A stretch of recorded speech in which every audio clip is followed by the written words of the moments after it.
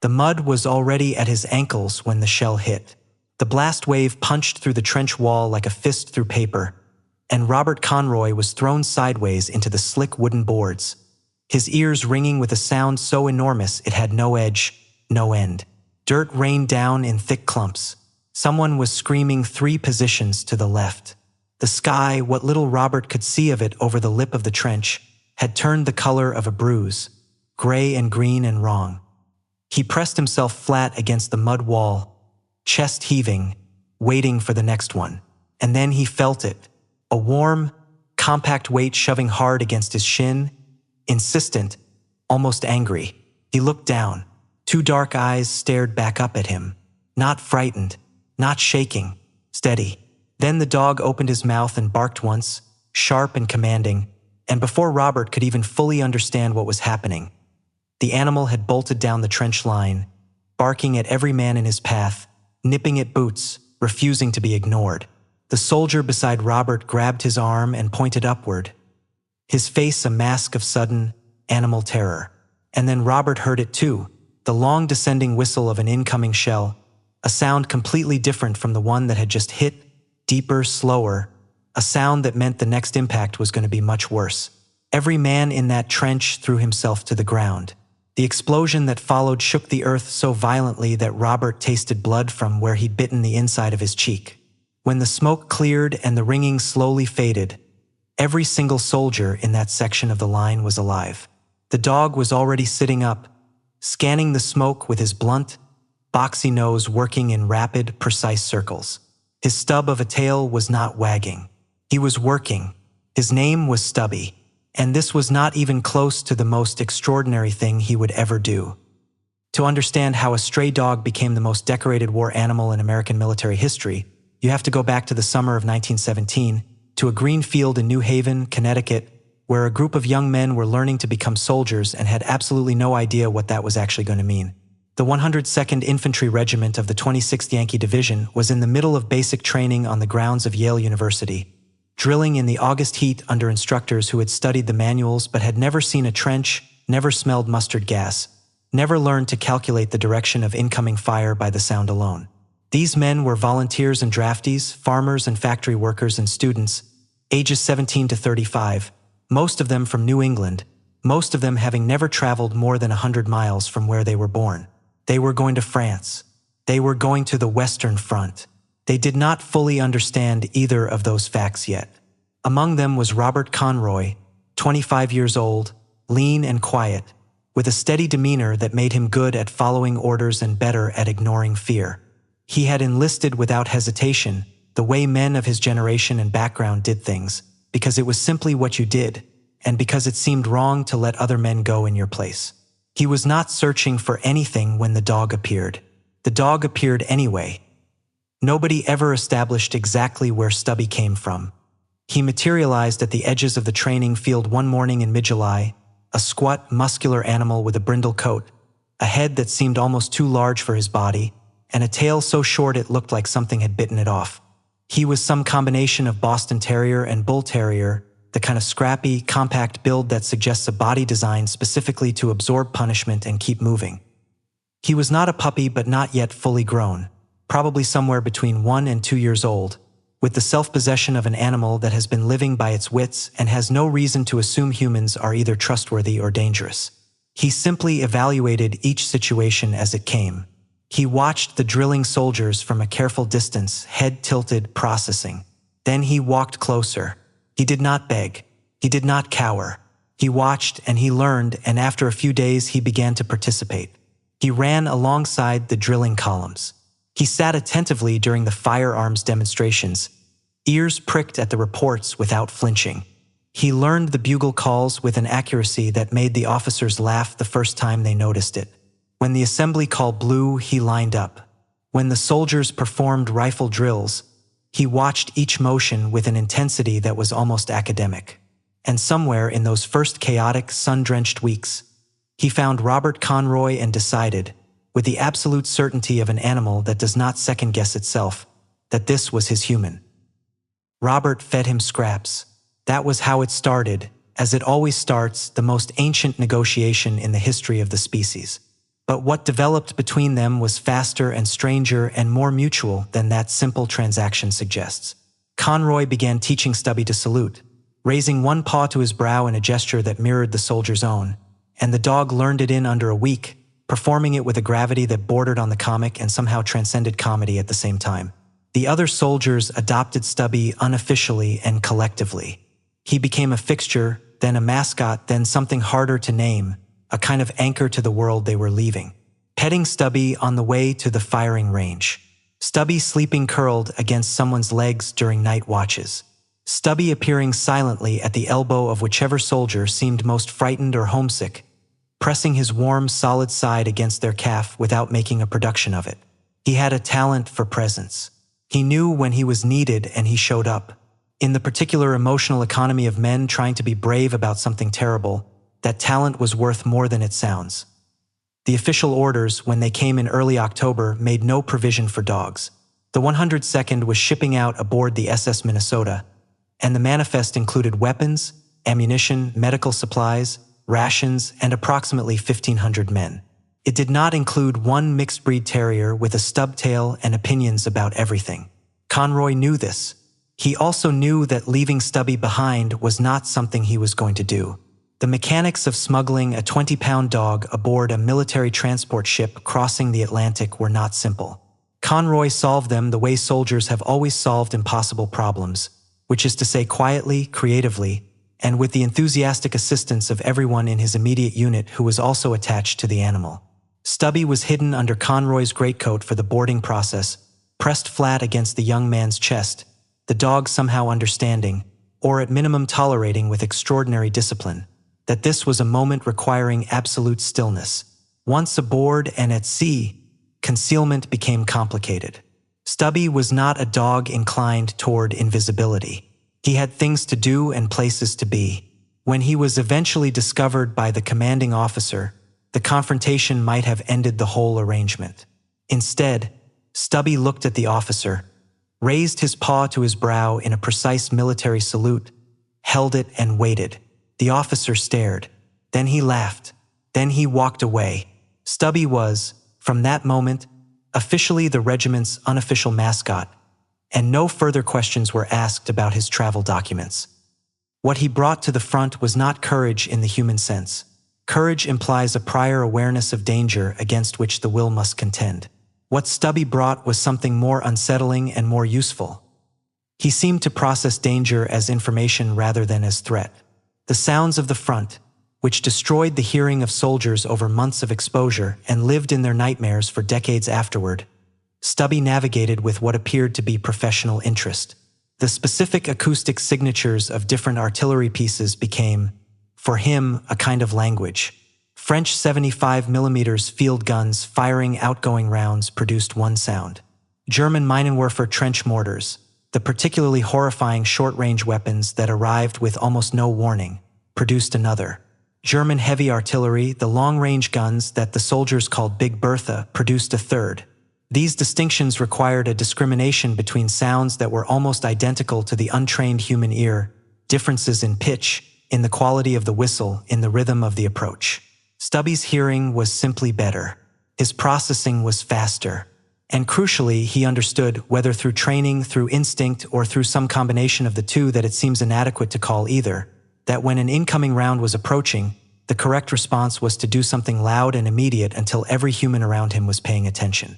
Soldiers who had been in his section for more than a week learned to move when Stubby moved. Some of them are on record saying they were never entirely sure whether they were following the dog's lead or whether years later they simply reconstructed it that way, but the result was the same. He gave them time. Time on the Western Front was measured in seconds. Seconds were measured in lives. The gas was the worst of it, and would remain the worst of it, for Stubby and for everyone. Chemical weapons had been deployed on the Western Front since 1915, and by 1918 they had evolved into something genuinely hellish in their variety and their sophistication. Phosgene, chlorine, and worst of all, mustard gas, dichlorodiethyl sulfide, sulfur mustard, the compound that the British troops called Hun stuff and the French called Yellow Cross, after the shells that came in.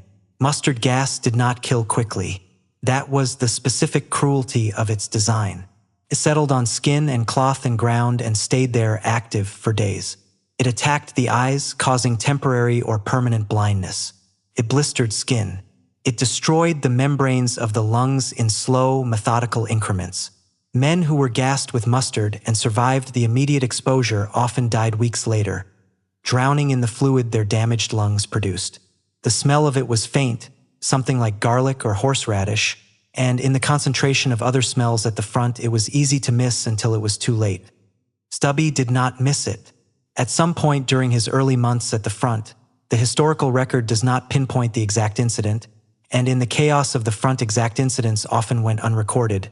Stubby was caught in a mustard gas attack. The exposure was not lethal, but it was significant. He recovered, after the fashion that dogs recover from things, through some combination of biological resilience and the obsessive care of every man in his unit.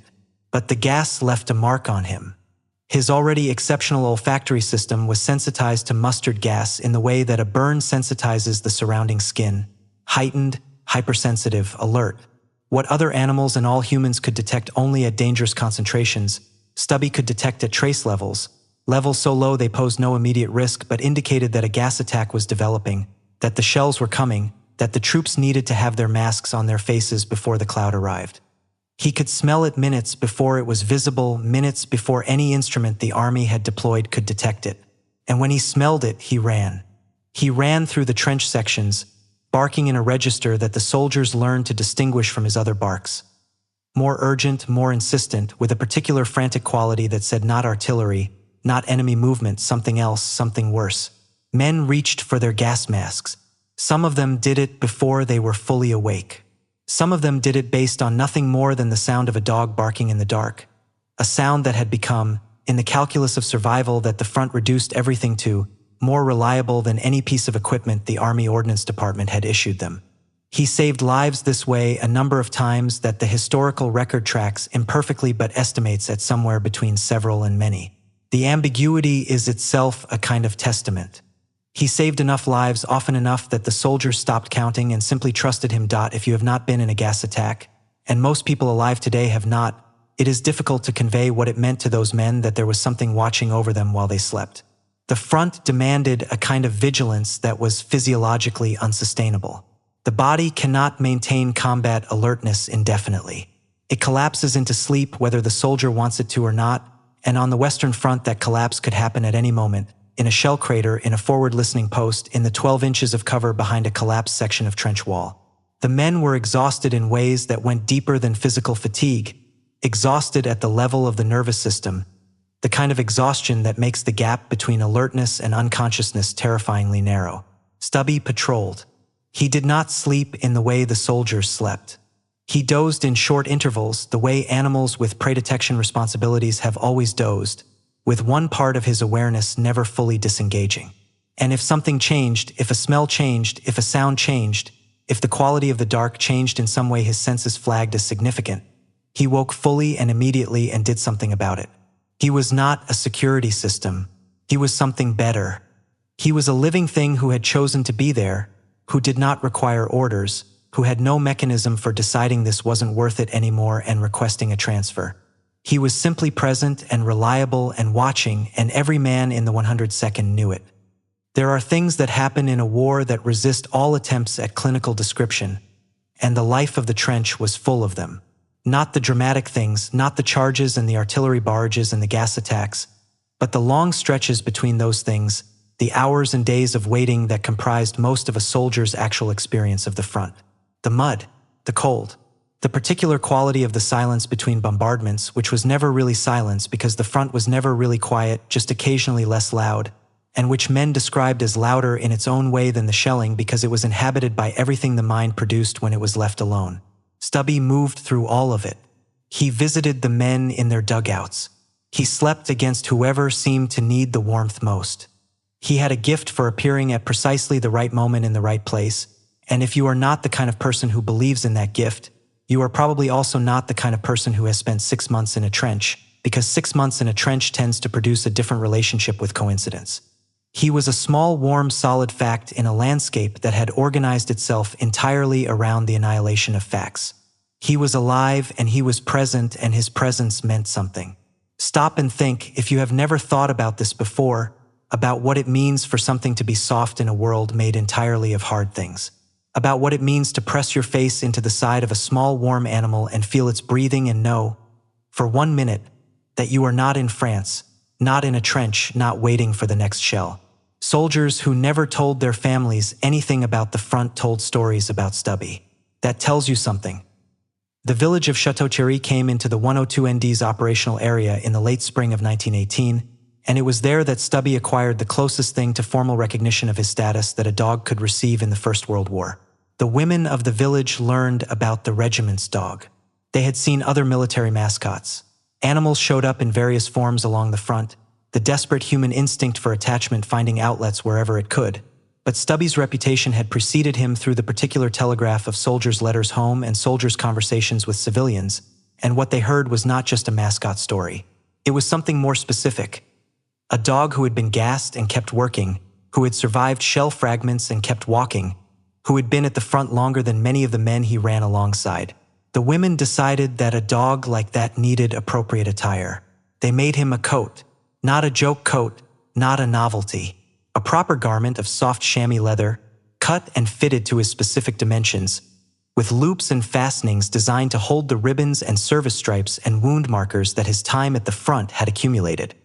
He had been wounded twice by that point, once by shell fragments, once, per some accounts, by a German grenade during a raid, and both wounds had been treated by the regiment's medical personnel with the same seriousness they would have applied to any member of the unit, because by then the distinction between mascot and soldier had become entirely theoretical. He wore the coat proudly. There are photographs. He sits very straight in them. What makes a soldier? The question sounds abstract until you watch a 20-pound dog navigate a gas attack in the dark and make the correct tactical decision under time pressure in conditions that would have paralyzed a human being with fear. The question of whether Stubby knew what he was doing, whether there was something behind those steady dark eyes that constituted understanding, intention, purpose, is a question that the science of animal cognition has gotten considerably more sophisticated about in the century since Stubby was doing it. The short answer is yes, almost certainly, in the specific ways relevant to what he was actually being asked to do. Dogs have been co-evolving with humans for somewhere between 15,000 and 40,000 years, depending on which genetic study you believe, and the result of that coevolution is not just obedience or affection. It is a capacity for reading human intention that is, in measurable ways, better than the corresponding capacity in other great apes. Dogs watch human faces. They follow human pointing gestures. They respond to human emotional states with a sophistication that suggests they are not merely reacting to stimuli but modeling the internal states of the humans around them. What Stubby had, in addition to whatever this represents, was a specific set of learned behaviors, the gas warning, the artillery discrimination, the navigational skill in no man's land, that he had developed through the mechanism of the front itself, through hundreds of hours of exposure to the specific acoustic and chemical signatures of the particular kind of industrial slaughter that happened to be occurring in 1918 in northeastern France. He was not a generic dog doing general dog things. He was a specialist. He had a domain. September 1918. The St. Mihiel Offensive, the largest American military operation of the First World War, involving 500,000 U.S. troops under General Pershing, aimed at eliminating the St. Mihiel salient, a triangular bite out of the Allied line that the Germans had held for 4 years. The 102nd was part of it. The assault began at 1 in the morning on September 12th, with a 4-hour artillery barrage so intense that it was reported to have been audible in Paris, 200 miles away. Then the infantry went forward. By the standards of the Western Front, the operation was a success. Rapid, relatively organized, achieving its objectives in the first 2 days. By the standards of anything else, it was 4 days of continuous combat in conditions that would have been unrecognizable as belonging to the same universe as ordinary human life. It was during this operation, on a night when the forward elements of the regiment were consolidating a captured position and establishing a perimeter, that Stubby encountered the German spy. The man had been there for some time. How long is unclear. He was mapping the newly captured American positions, trench layouts, machine gun emplacements, communication lines, working systematically in the dark with the specific patience of a trained intelligence operative who has learned to be slow because slow is what survives. He did not know about the dog. Very few people outside the 102nd and the units adjacent to it knew about Stubby, and in the confusion of a major offensive, the intelligence that a particular regiment had a particularly capable canine asset would not have made it into whatever briefing the spy received before he went in. He was working in an area he believed to be unmonitored. He was wrong. Stubby found him the way Stubby found most things, through his nose, through the accumulation of olfactory information that his sensory system was perpetually compiling and evaluating, a process that produced something like a real-time map of who and what was in his vicinity. He came on the man from downwind and in silence, and what happened next is one of the more improbable true facts in the history of either dogs or military intelligence. He did not bark. A dog that barked to alert the gas was coming, that barked to warn of incoming artillery, that communicated by barking as his primary mode of notification, did not bark. He ran at the man in silence, hit him low, bit him in the leg, and when the man tried to run, Stubby bit him again, in what the official account describes with remarkable military delicacy as the seat of his trousers, and held on. He did not release. He held the man pinned and bellowing until American soldiers arrived and took the spy into custody. The official report noted that the spy was attempting to escape when apprehended, that his attempts had been frustrated by the dog, and that the intelligence value of capturing him alive rather than losing him in the dark was significant. For this action, Stubby was promoted.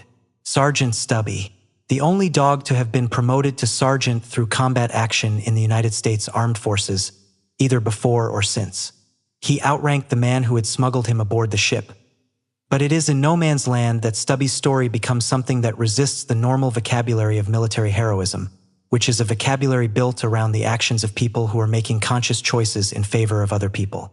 No man's land was the space between the opposing trench lines, a zone of variable width, sometimes 50 yards, sometimes 500, that had been comprehensively destroyed by years of artillery fire and was now a landscape of shell craters, collapsed wire obstacles, waterlogged holes, and the detritus of hundreds of previous assaults. Moving through it in daylight was not possible. Moving through it at night was barely possible, and it was done because there was no other option. Patrols went out, listening posts were established. Wounded men sometimes lay in it for hours or days waiting to be recovered or simply waiting. The medical evacuation of wounded from no man's land was one of the most dangerous and most contested responsibilities at the front. Stretcher bearers moved through it under fire, navigating by sound and memory, trying to find men who were often too badly hurt to call out loudly. They found some, they missed others. The men they missed were the ones who died there, in the dark, between the lines, in conditions that no account of the war fully conveys because the accounts that would have been most accurate were never written. Stubby went out into no man's land. Repeatedly, over the months he was at the front, he went out into no man's land during and after engagements, moving through the craters and the wire with a speed and a directional certainty that no human being could have matched in those conditions. And he found wounded men. He moved toward the sound of suffering, which a dog's hearing locates with directional precision that human hearing cannot replicate, and he distinguished between wounded Americans and wounded Germans through some combination of language recognition. He had been around English speakers since he arrived and had never been socialized with German speakers, and the sounds of those languages are different in specific phonetic ways, and possibly other cues that the historical record does not speculate about. When he found a wounded American, he stayed with him and barked. He barked until the stretcher bearers came or until, in the worst cases, there was nothing more to be done. In those cases, and there were those cases because no man's land gave back wounded men, but it also kept them, and sometimes the question of whether a man was still alive when help arrived had an answer that could not be changed. In those cases, Stubby stayed. He lay down beside the dying man and he stayed with him. He did not leave. The accounts of men who witnessed this, or who were told about it by men who had witnessed it, do not try to explain what Stubby understood or intended by it. They simply say he stayed. That seems like enough. By the time the armistice came on November 11, 1918, at 11 o'clock in the morning, Stubby had been at the front for 8 months. He had been through the Chemin de Dames sector, the Toul sector, Château-Thierry, and Saint-Mihiel. He had participated in 17 engagements. He had been officially wounded twice. He wore service stripes for each of his wounds, and his chamois coat bore an accumulation of ribbons, medals, and insignia that would have been respectable on a human veteran with a considerably longer career. He He was approximately 2.5 years old. The men of the 102nd had aged in the way men who have been through the Western Front age. Faster, harder, with something changed in the eyes that civilians who met them coming home could not name but could not miss. Stubby had not aged in the same way. He was still himself, still the same compact, self-possessed animal who had walked out of the New Haven summer onto a training field and decided that these men were his. The war had not broken him. There is a particular kind of animal resilience that is not the same as human resilience, not better or worse, just differently calibrated, and Stubby embodied it. He carried his experience, but it did not carry him. The return to America was triumphant in the particular way that things were triumphant in 1919, which is to say loudly, briefly, and with a profound collective unwillingness to examine too closely what the triumph had actually cost. The 102nd came home to parades. Stubby came home too, this time not hidden under a greatcoat but up on the deck in full view, his decorated coat gleaming, saluting anyone who caught his eye with the practiced correctness of a soldier who has done it so many times it has become reflex. The public noticed him. The press noticed him. He became, in the months after his return, something that the country needed without knowing it needed. A version of the war story that was clean and brave and did not require any of the complicated accommodations that the actual story demanded. He was photographed constantly. He was written about in newspapers across the country, always in the same register. Heroic, loyal, indomitable, a credit to the regiment and the nation. The stories were not false. They were simply incomplete, as all public stories about wars are incomplete, because the complete story does not fit in a newspaper and would not have been printed if it had. He met 3 presidents. This is recorded with the particular solemnity that the American 20th century reserved for presidential meetings, as if the authority of the office authenticated everything it touched. Woodrow Wilson shook his paw, or had his paw shaken, depending on how you read the transaction. Warren Harding did likewise. Calvin Coolidge, who had a genuine affinity for animals and kept a rotating menagerie in the White House, received Stubby with what observers described as real warmth. In each case, the dog behaved with the ease of an animal that has been through things that make presidential audiences seem relatively low stakes, which is to say he behaved well, and he did not appear impressed. Robert Conroy was present at all these meetings, as he was present at essentially everything in Stubby's post-war life. The two of them were inseparable in a way that had ceased to require comment. Conroy went to Georgetown University Law School, and Stubby went to Georgetown with him, becoming the official mascot of the Georgetown Hoyas football team, a position he occupied with the same earnest competence he had brought to every previous role. He attended games.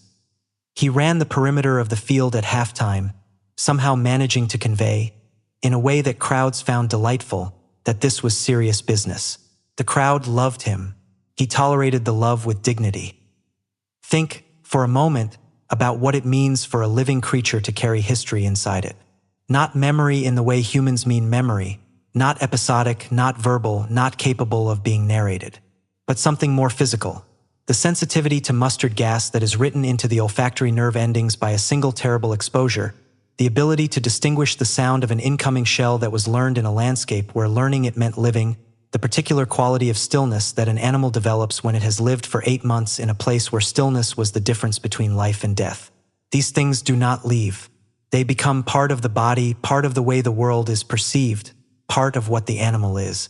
Stubby in 1920 on a football field in Washington, D.C., was the same animal who had gone through the gas in 1918 on the Chemin de Dames. The distance between those two places and those two moments was not navigable by any ordinary map. He had crossed it, and he carried both of them. If that is not the definition of a veteran, then the word has no definition that means anything. He died on March 16, 1926, in Robert Conroy's arms. He was approximately 10 years old. Conroy was 34, a lawyer now, a man with a future ahead of him and a past that few people he encountered could have guessed at.